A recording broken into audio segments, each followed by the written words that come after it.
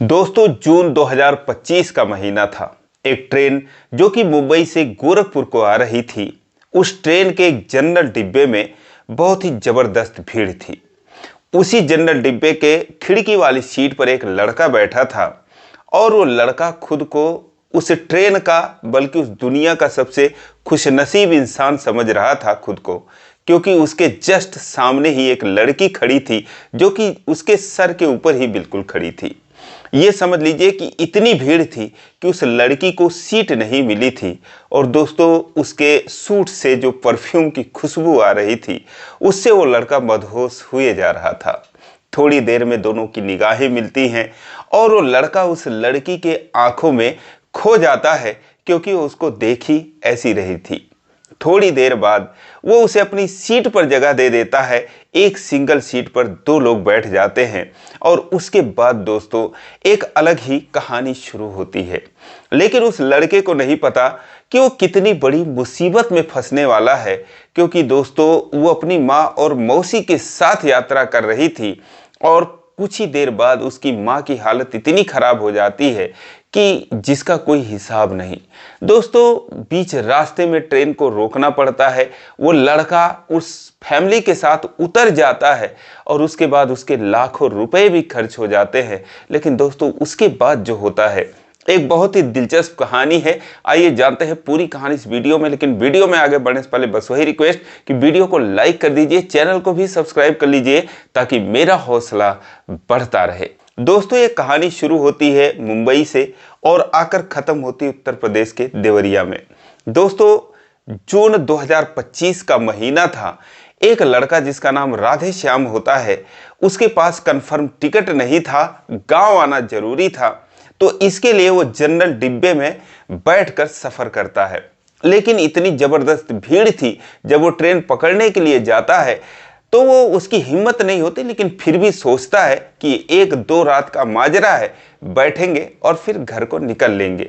दोस्तों, यही सोचकर वो उस जनरल डिब्बे में घुस जाता है और सबसे लड़ झगड़ कर विंडो वाली जो सिंगल सीट होती है उस पर कब्जा कर लेता है। ट्रेन थोड़ी देर में चल पड़ती है। उस डिब्बे में करीब 250 से 300 आदमी बैठे थे, जबकि अमूमन एक स्लीपर डिब्बे में 70 से 80 आदमी बैठे थे, यानी कि जो लिमिट होती है उससे 3-4 गुना ज़्यादा बैठे थे। और उसी डिब्बे में एक लड़की जिसका नाम पायल होता है, उसकी उम्र 21-22 साल की होती है। वो अपनी माँ और मौसी के साथ उस डिब्बे में चढ़ती है, लेकिन दोस्तों, उन्हें सीट नहीं मिलती। माँ और मौसी किसी तरीके से फर्श पर बैठ जाती हैं, लेकिन शायद लड़की को फर्श पर बैठने में शर्मिंदगी महसूस हो रही थी, इसीलिए वो खड़ी ही रहती है। और जहाँ खड़ी होती है दोस्तों, वहीं पर राधे श्याम बैठा था, जस्ट उसके बगल में बैठी थी।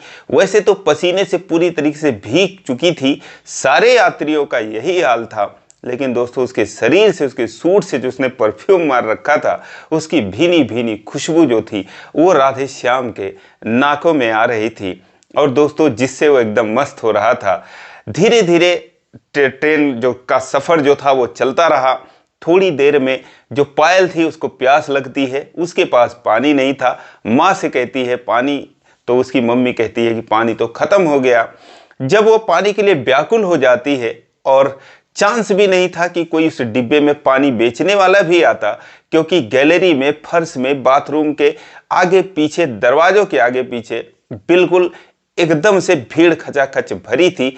चलने का भी कोई दांव नहीं था। अगर किसी को बाथरूम भी जाना होता था तो ये समझ लीजिए कि बहुत ही मशक्कत से वहां तक पहुंचता था।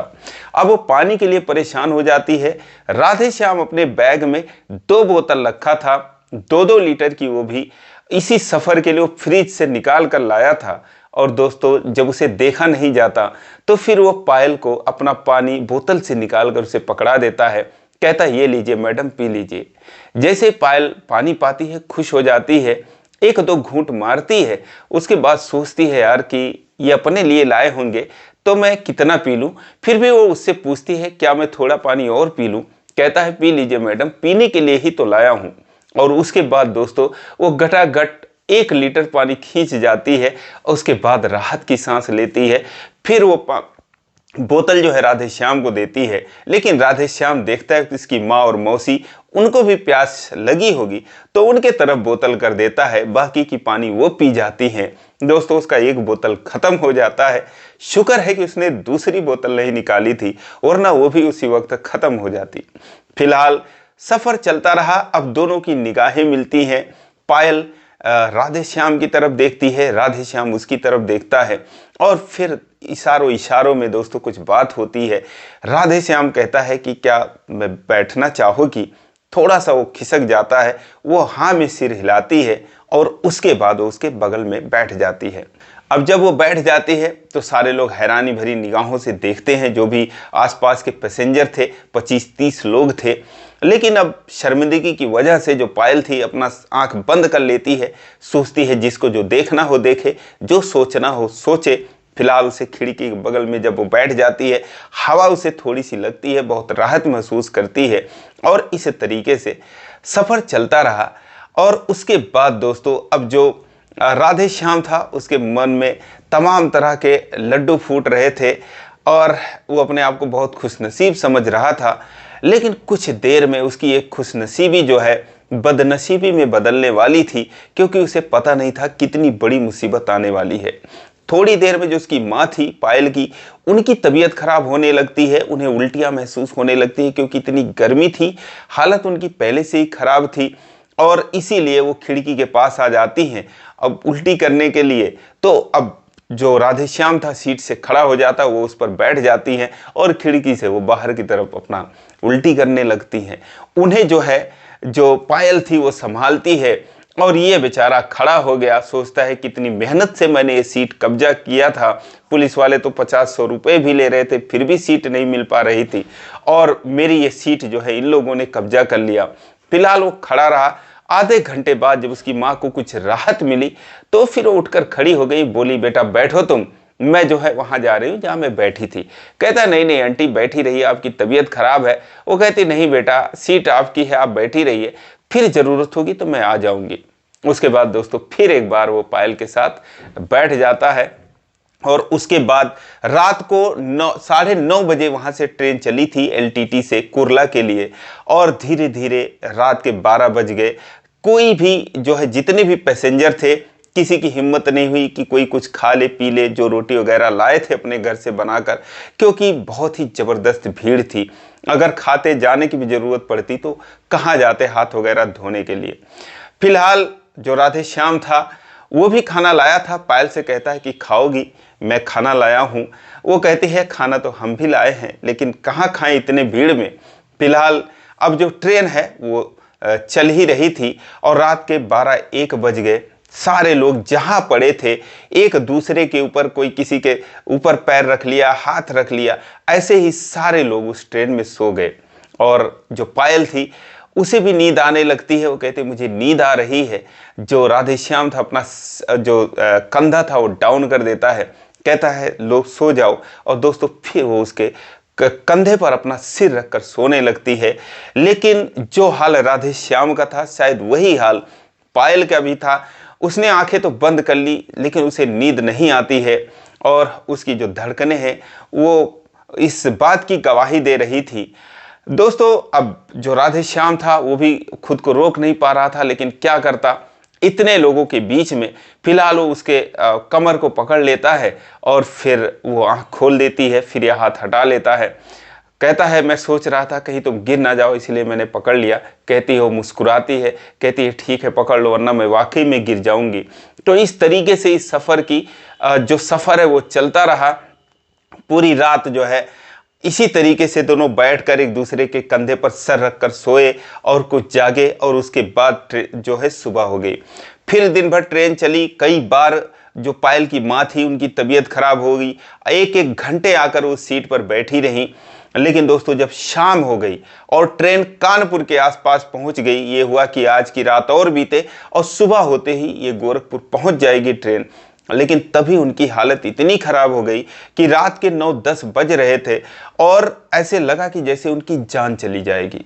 अब जब इतनी हालत खराब हो गई तो राधे श्याम ने पायल से कहा कि ये जो जनरल डिब्बा होता है औरतों के लिए नहीं होता, आप लोगों को इसमें नहीं आना चाहिए था। और आंटी की जो हालत है वो भीड़ की वजह से खराब हुई है, गर्मी की वजह से खराब हुई है। लेकिन वो कहती है कि ऐसी बात नहीं है कि हम जनरल से ही आते जाते हैं, हम स्लीपर से ही आते जाते हैं, लेकिन नहीं मिला जब टिकट तो फिर मजबूरी थी और इसीलिए हमको जो है हर हाल में जाना था, तो इसीलिए हम जनरल डिब्बे से आ रहे हैं। वो कहता है ऐसी कौन सी मजबूरी थी कि आप 3 लोग, वो भी औरतें जो हैं, कोई पुरुष नहीं आपके साथ, आप लोग घर पे जा रहे हैं, वो भी चालू डिब्बे में बैठकर। वो कहती है क्योंकि एक हफ्ते में के बाद, यानी कि आज से 6-7 दिन बाद, आज ही के दिन मेरे चाचा की लड़की की शादी है और उस शादी में जाना बहुत ज़रूरी है, तो इसीलिए हम मजबूरी में हम लोगों को जाना पड़ रहा है। अब उसके बाद दोस्तों इनकी जो हालत है इतनी ख़राब हो गई कि फिर वो रात के 9-10 बजे बेहोश हो गई। और उसके बाद फिर पायल जो है वो रोने लगी, चीखने चिल्लाने लगी, उसकी मौसी परेशान हो गई। वो कहने लगी अरे कोई मेरी माँ को बचाओ और कोई ट्रेन रुकवाओ और कुछ तो करो, कोई हॉस्पिटल पहुँचाओ, कोई डॉक्टर बुलाओ, क्या कोई इसमें डॉक्टर है। लेकिन दोस्तों कौन ऐसा डॉक्टर रहेगा जो जनरल डिब्बे में बैठकर सफ़र करेगा। दोस्तों फिलहाल अब वो इतना परेशान हो जाती है और बार बार जो है राधे श्याम से कहती है कि कुछ करो कुछ करो, क्योंकि दोनों को, पायल को राधे श्याम पर पूरा भरोसा था कि ये कुछ कर सकता है। कहता है ठीक है घबराओ नहीं, मैं कुछ करता हूँ। और दोस्तों वो जो है जाकर जो चेन थी, ट्रेन रोकने वाली चेन पुलिंग कर देता है, ट्रेन को रोक देता है। उसके बाद कहता है तुम लोग उतर जाओ, जो होगा देखा जाएगा। लेकिन वो कहती है कि नहीं आप भी उतर जाओ, आप भी मेरे साथ चलो, मुझे बहुत डर लग रहा है, पता नहीं क्या होगा, मेरी मम्मी बचेंगी या नहीं बचेंगी, प्लीज़ और मेरी मदद करो, फिर हम लोगों के साथ चले जाना, अपने घर चले जाना। दोस्तों राधे श्याम भी उसका साथ नहीं छोड़ना चाहता था, क्योंकि उन दोनों में इतना लगाव हो चुका था। और उसके बाद वो भी उनके साथ उतर जाता है और फिर वहाँ से एक टैक्सी पकड़ते हैं। वहाँ से कानपुर कुछ ही दूर था। कानपुर एक हॉस्पिटल में जाते हैं जहाँ पर डॉक्टर जांच पड़ताल करते हैं और कहते हैं भाई इनको तो हार्ट अटैक हुआ है, इनकी एंजियोप्लास्टी करनी पड़ेगी। अब दोस्तों पैसे भी नहीं थे, क्योंकि जो है ये तीनों महिलाएं थी, इनके पास कुछ नहीं था। फिलहाल जो राधे श्याम था दोस्तों वो अच्छा पैसे कमाता था, मुंबई में 30-40 हज़ार रुपये महीने कमाता था, तो उसके अकाउंट में पड़े थे 1-2 लाख रुपए। वो कहता है डॉक्टर साहब आप इलाज करिए, जितना पैसा लगेगा मैं लगाऊंगा। और दोस्तों करीब 1.5 लाख रुपए उसने जो है एंजियोप्लास्टी के लिए दे दिया और पायल की माँ का इलाज हुआ। पायल की माँ की किसी तरीके से जान बची। अब रात के 10-11 बजे 12 बजे सारा ये कुछ हो रहा था, कोई घर का और बंदा नहीं था, सिर्फ फ़ोन पर बातें होती रहीं। अगले दिन सुबह अगर कोई आ सकता था तो वहाँ पर पहुँचता। दोस्तों रात भर किसी तरीके से इन लोगों ने रात काटा। उसकी मौसी परेशान होती रही, पायल परेशान होती रही, राधे श्याम का हाथ थामे हुए वो बैठी रही, उसके कंधे पर सर रखकर रोती रही। राधे श्याम उसको ढांढस बंधाता रहा, कहता रहा घबराओ मत, कुछ नहीं होगा, भगवान पे भरोसा रखो, आंटी बिल्कुल ठीक हो जाएंगी। दोस्तों फिलहाल डॉक्टरों ने कहा कि हाँ अब ये ठीक है, खतरे से बाहर हैं, लेकिन 4-5 दिन हॉस्पिटल में रहना पड़ेगा, 1 हफ्ते भी रहना पड़ सकता है। अगले दिन सुबह जो पायल के पिता थे और उसके जो चाचा थे जिनकी लड़की की शादी थी, बहुत सारे लोग कानपुर पहुंचते हैं और उसके बाद जो है डॉक्टर से बातचीत करते हैं और फिर जाकर ये होता है कि शादी कैसे होगी। अब शादी कैसे होगी, 1 ही हफ्ते शादी है। राधे श्याम कहता है पायल से कि तुम्हारे चाचा की लड़की की शादी है, तुम रहो या ना रहो यार, क्या फ़र्क पड़ता है, पहले आंटी की तो तबीयत ठीक होनी चाहिए। लेकिन दोस्तों यहाँ पर शादी उसके चाचा की लड़की की तो थी ही थी, साथ में दोस्तों पायल की भी शादी थी। जब राधे श्याम लोगों से ये बात सुनता है कि पायल की भी शादी है तो दोस्तों वो हैरान हो जाता है और साथ में बहुत निराश हो जाता है, उदास हो जाता है, मायूस हो जाता है, उसकी आंखों में आंसू आ जाते हैं। वो पायल से कहता है कि तुमने मुझे बताया नहीं कि तुम्हारी भी शादी है। वो कहती है कि मैं नहीं आपको बता पाई, मैं सोचती थी कि अगर मैं आपको बता दूंगी तो शायद आप मेरी मदद नहीं करेंगे और कहीं ना कहीं मैं जो है मेरी ये गलती है। वो कहता है कि यार बता देना चाहिए था और मैंने न जाने क्या क्या सोच लिया था तुमको लेकर। वो कहती है क्या सोच लिए थे। वो कहता अब क्या बताना, जब तुमने नहीं बताया तो मैं क्या बताऊं। अब वो सब जानकर क्या करोगी। दोस्तों उसका हाथ पकड़ लेती, उसके सीने पे सर रखकर रोने लगती है, कहती मुझे सब कुछ पता है और जो हाल आपका है वही हाल मेरा है। वो कहता है किससे शादी कर रही हो, क्या तुम मुझसे प्यार करती हो। कहती नहीं ऐसी कोई बात नहीं है, मम्मी पापा ने पसंद किया है, मैं तो मुंबई में रहती हूँ, मेरे पापा राजमिस्त्री का काम करते हैं तो हम लोग वहीं पे रहते हैं, मैं हूँ, मेरी माँ है और तो कोई है नहीं, तो इसीलिए उनके साथ ही रहते हैं। यहाँ पर चाचा वाचा जो है, जो दादाजी हैं, इन लोगों ने लड़का देखा है तो बस वैसे ही शादी तय हो गई है। और उसी दिन एक ही मंडप में हम दोनों बहनों की शादी होगी और एक ही जगह जो है बारात वगैरह रहेगी, एक ही जगह वो खाना खाएंगे। बस यह है कि दो अलग अलग गांवों से वो बारात आनी है। अब दोस्तों ये सारा कुछ सुनने के बाद उसका मन भारी हो जाता है, क्योंकि उसने क्या कुछ सोच रखा था। सोच रहा था जीवन में उसे एक अच्छा सा प्यार मिला है जो जिसके लिए कुछ भी कर सकता है, और उसने किया भी। लेकिन दोस्तों उसके सारे इरादों पर पानी फिर गया। फिलहाल वहाँ पर वो 4-5 दिन तक उसकी माँ एडमिट रही और पायल जो है राधे श्याम को रोक कर रखती है, उससे रिक्वेस्ट करती है कि रुक जाओ। और इस तरीके से इन दोनों में लगाव हो चुका था कि राधे श्याम भी वहाँ से जाने का नाम नहीं ले रहा था। अपने घर पे फ़ोन कर दिया कि मैं कहीं पर हूँ और मैं आऊँगा 1 हफ्ते बाद। वहाँ से दोस्तों अब डॉक्टर जो है उसे 1 हफ्ते बाद छुट्टी देने वाले थे, लेकिन शादी एकदम करीब आ चुका था और शादी की सारी तैयारियां जो है उसके चाचा कर रहे थे, अपने लड़की का भी जिसका नाम निशा होता है और साथ में पायल का भी। तो कह देते हैं कि मैं दोनों बारात का इंतजाम करके रखूंगा और तुम लोग चिंता मत करो, बस शादी वाले दिन भी अगर आ जाओगी तो शादी हो जाएगी। लेकिन दोस्तों अब शादी से 2 दिन पहले ही डॉक्टर से रिक्वेस्ट करते हैं, सारी बात बताते हैं, तो डॉक्टर फिर इनको छुट्टी दे देते हैं। ये लोग जाते हैं अपने घर पे, देवरिया जाते हैं। वहाँ पर अब ये लोग एक सबसे मिलते हैं, हालचाल होता है और उसके बाद फिर जो राधे श्याम था वो कहता है ठीक है मैं जा रहा हूँ।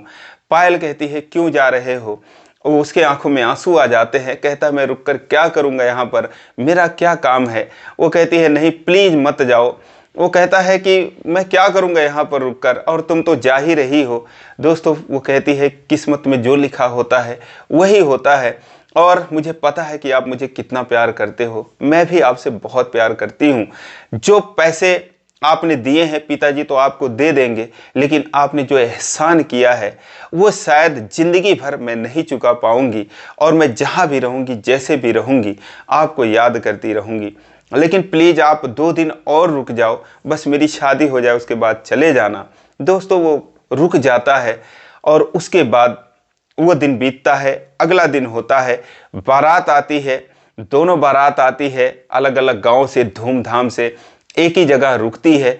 और उसके बाद जो बाराती थे, पायल के ससुराल वाले थे, उन्होंने जब ये बात हुई थी, उसकी माँ बीमार थी पायल की, तो पायल के पिता ने कहा था उन लोगों से कि आप लोग चाहें तो शादी में टाल सकता हूँ, लेकिन उन्होंने कहा था कि नहीं भाई साहब हम कम बाराती लेकर आएंगे, जो भी आप इंतजाम कर सकेंगे कर देना, लेकिन शादी उसी डेट पर होगी।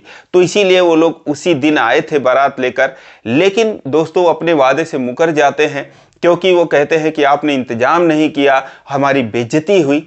फिर पायल के पिता जो है वो कहते हैं कि भाई साहब आप ही ने तो कहा था कि थोड़ा बहुत कम भी इंतजाम रहेगा तो हम मैनेज कर लेंगे, तो इसीलिए मैं कर नहीं पाया। आप जान ही रहे मैं कितना परेशान था, मेरी पत्नी किसी तरीके से बची है, तो भाई साहब हाथ जोड़ता हूँ और आप लोग जो है माफ़ कर दीजिएगा, थोड़ी बहुत कमी तो है ही। फिलहाल ये हुआ कि चलो ठीक है, शादी करने से मतलब है और बहू से मतलब है। उसके बाद दोस्तों किसी तरीके से फिर वो लोग मानते हैं। अब दोनों जो बारात थी वो जाती है, अलग अलग जयमाल स्टेज लगा था बगल में ही। दोनों, जो निशा थी अपने दूल्हे के साथ बैठी, जो पायल थी अपने दूल्हे के साथ बैठी, और उसके बाद अब जयमाल की रस्में हो रही थी। तभी दोस्तों जो पायल थी उसके नाक में स्मेल आती है, वो भी दारू की, वो दूल्हे के मुंह से आ रही थी। वो उठकर खड़ी हो जाती है, कहती है अरे ये तो पी रखा है। सब लोग हैरान हो जाते हैं। दूल्हा कहता नहीं ये झूठ बोल रही हैं। लेकिन अब जो एक्सपर्ट होते हैं, जो कि सूंघते ही बता देते हैं कि इसने पी रखा है नहीं पी रखा है, जाते हैं कहते हैं हाँ भाई ये तो पी रखा है। अब दोस्तों एक बार फिर बवाल शुरू हो जाता है। ये हुआ फिर शादी नहीं होगी। लेकिन जो दूल्हे का बाप था वो कहता है भाई हमारे यहाँ की एक रस्म है, जब दूल्हा निकलता है तो उसे एक घूंट पिलाई जाती है ताकि वो नर्वस ना रहे, किसी तरीके का वहाँ पर डरे ना। लेकिन दोस्तों अब सारे लोग हंसने लगते हैं कि भाई लोग शुभ के लिए जो है वो दही खाकर निकलते हैं, पान खाकर निकलते हैं, इनके यहाँ कौन सी रस्म है कि ये शराब दूल्हे को पिलाकर यहाँ पर लाए हैं। अब उसके पिता कहते हैं अरे एक घूंट पीने का रस्म है, 2-4 घूंट मार दिया होगा, बस यही बात है, बाकी शराबी नहीं है। लेकिन अब उसी बगल के गांव से दूसरी भी बारात आई थी, उनसे पूछा जाता है, कहते हैं भाई ऐसी कोई रस्म नहीं है यार, वो पियक्कड़ होगा इसीलिए पी लिया होगा। दोस्तों वाकई में पूरी तरीके से नशे में टुल्ल था। अब पायल जो है शादी के लिए बिल्कुल इनकार कर देती है, कहती है नहीं मैं ये शादी नहीं करूंगी। एक तरफ निशा की शादी हो रही थी, दूसरी तरफ पायल के शादी में बवाल हो जाता है। उसके बाद पुलिस आती है, पुलिस भी जब जांच करती है तो पाती है ना सिर्फ दूल्हा पी रखा है, उसका बाप भी पी रखा है, भाई भी पी रखा है, सारे के सारे पियक्कड़ हैं। पुलिस कहती है भाई जब इस तरीके से तुम लोग करोगे, कौन सी ऐसी लड़की तुमसे शादी करेगी? ये लड़की अगर मना कर रही है तो ठीक ही कर रही है, और तुम लोग जो लेन देन है अपना यहीं पर समझौता कर लो, वरना जो है FIR करेंगे तुम लोगों के ऊपर।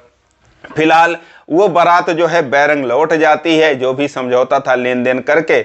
और इधर निशा की दोस्तों शादी होती है, सुबह होती है, निशा की विदाई हो जाती है, और जो पायल थी दोस्तों वो वैसे की वैसे रह जाती है। लेकिन जब पायल घर में बैठकर रो रही थी कि ये हुआ कि उसके पिता का इतना नुकसान हो गया, शादी नहीं हुई, तो फिर उसके पास राधे श्याम जाता है, उसका हाथ पकड़कर रोने लगती है। राधे श्याम तो खुश हो रहा था कि चलो ये शादी नहीं हुई, क्या पता मेरा प्यार मुझे मिल जाए। दोस्तों वो उसका हाथ पकड़कर रोने लगती है, उसके सीने पर सर रख देती है, कहती है कि अगर मैंने इस शादी के लिए इनकार किया है, ये बात सही है कि दूल्हे ने शराब पी रखी थी, लेकिन ये कोई बहुत बड़ी बात नहीं थी, यहाँ पर ऐसे चलता है, बहुत सी हमारी सहेलियों की तो ऐसे शादी हो गई, लेकिन मैंने अगर इनकार किया है तो सिर्फ मैंने आपके लिए किया है। मैं तुम्हारा चेहरा नहीं भूल पा रही थी और मैं भी तुमसे बहुत प्यार करती हूँ, तो उससे तो मैंने शादी नहीं की, लेकिन प्लीज़ आप मुझसे शादी कर लेना। दोस्तों इतना सुनते ही वो फूट फूट कर रोने लगता है, कहता है मैं भी तो यही चाहता था और मैं इसके लिए दुआ कर रहा था। लेकिन दोस्तों अब उसके बाद ये सारी बातें समाप्त हो जाती है। वहाँ से जो राधे श्याम था अपने घर पे चला जाता है, और फिर दोनों परिवार में बातचीत चलती है, दोनों एक दूसरे को प्यार करते ही थे। और दोस्तों ट्रेन के जनरल बोगी से जो प्यार शुरू हुआ था, एक सच्ची प्रेम कहानी, उसका समापन दोस्तों वो आकर शादी के मंडप तक पहुंचता है। और दोस्तों 3 नवंबर 2025 को, यानी कि अभी कुछ ही दिन पहले दोस्तों राधे श्याम और पायल की धूमधाम से शादी होती है। ये दोनों बहुत ही खुश हैं एक दूसरे को पाकर। दोस्तों ये कहानी जो है शेयर की गई थी पायल और राधे श्याम के द्वारा, तो उनको शादी की ढेर सारी शुभकामनाएं। दोस्तों ये रही पायल और राधे श्याम की कहानी, अद्भुत प्रेम कहानी। आपको कैसी लगी कमेंट करके जरूर बताएं, और इसी प्रकार की कहानियों के लिए चैनल को सब्सक्राइब करें। वीडियो को लाइक नहीं किया अभी तक तो लाइक कर दीजिए। फिर मिलेंगे अगले वीडियो में, तब तक के लिए जय हिंद।